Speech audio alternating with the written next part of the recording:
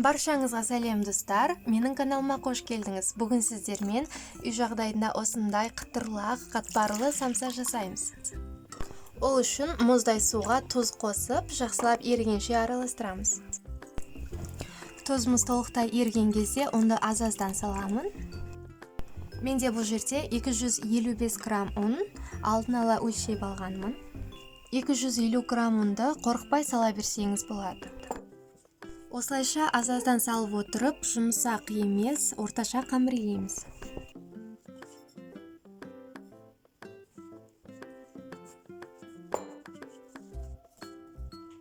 Қамырымызды пакетке салып, жарты сағатқа бөлме температурасына қалдырамыз.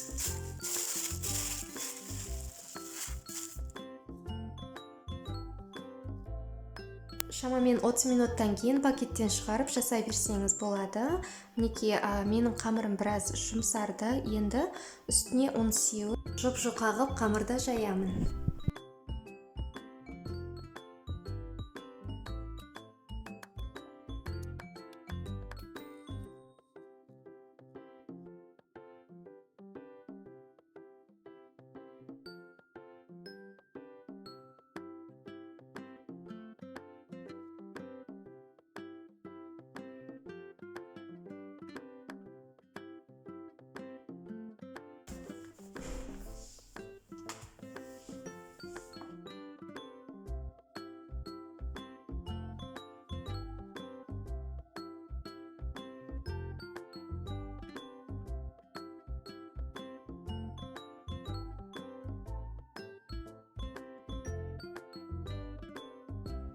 Қамырым дайын болды. Енді сары майды микроволновкада ерітіп аламыз.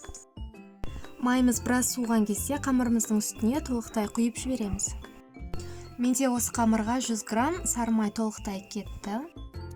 Дәл осылай кесточканың көмегімен барлық жеріне жеткізіп жағамын. Кесточкамен жағу міндет емес, қолымызбен жақсақ та біркелкі болып, әдемі болып жағылады.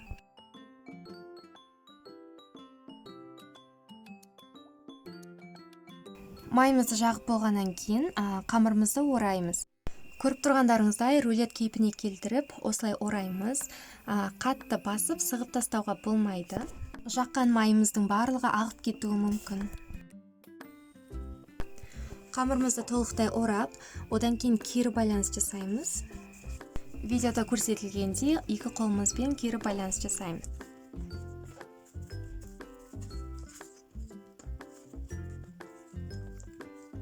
Қамырымызды осылай айналдырып, бір-біріне жабыстырып, салфанға салып, мұздатқышқа жібереміз.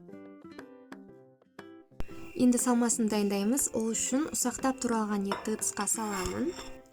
Менде бұл жерде тауық еті, кез келген етті пайдалансаңыз болады. Пиязды да ұсақтап турап қосамын.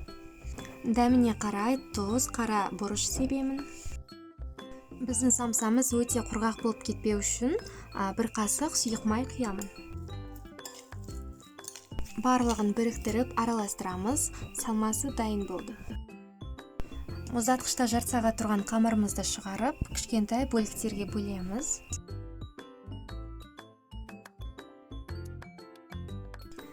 Үлкен қып немесе кішкентай қып кессеңіз де болады. Ол сіздің жасайтын самсаңызға байланысты. Яғни қанша бөлікке бөлесіз, сонша самса шығады. Енді барлығын осындай қалыпқа келтіріп аламыз және қамырды жаюды бастаймыз.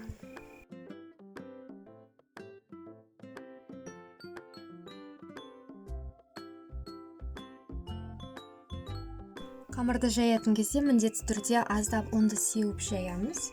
Егерде ұн сеппей жайсаңыз, сіздің қамыр жайып жатқан тақтайыңыз барлық жаңағы майды сіңіріп алуы мүмкін өзіне.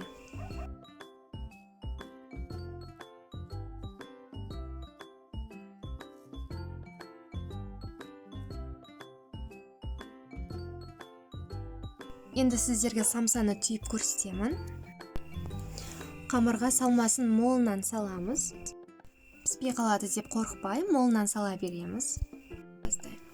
Және қамырымыздың шеттерін жақсылап жабыстырып, түйуді бастаймыз.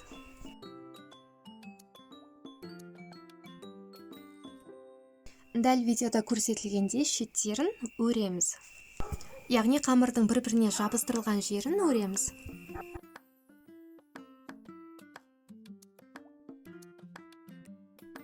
Мінекей тиюдің бірінші әдісін көрсеттім, енді екіншісін көрсетемін. Бұл әдісті көбісі біледі. Тиюдегі ең қарапайым түрі, яғни үш жағын біріктіріп аламыз. Үш жағын біріктіріп алып, екінші бетіне аударып қоямыз.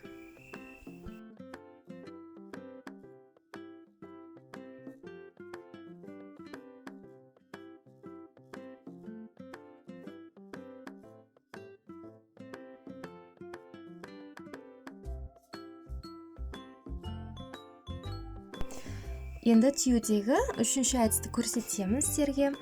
Меніңше дәл осылай түйсе, стөлде өте ерекше көрінетін сияқты.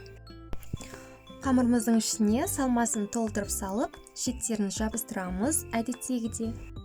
Және самсаның шеттерін осы таяқшамен тігеміз. Яғни киімді инемен тігетінде осы таяқшамен тігіп шығамыз.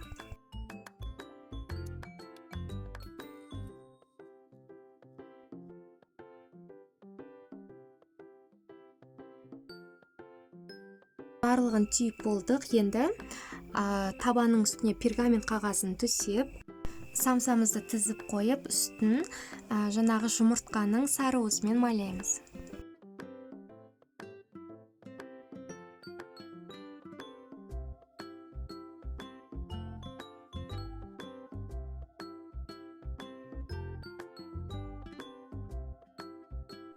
Өз қалауымыз бойынша бетіне кунжут немесе мак себеміз. Мінекей барлығы дайын болды. Енді қызып тұрған пешке жібереміз. Ыстық пештен шығардым, сондай дәмді қытырлақ болып шығады. Міндетті түрде жасап көріңіз және лайк басып, пікір қалдыруды ұмытпаңыз. Сау болыңыздар.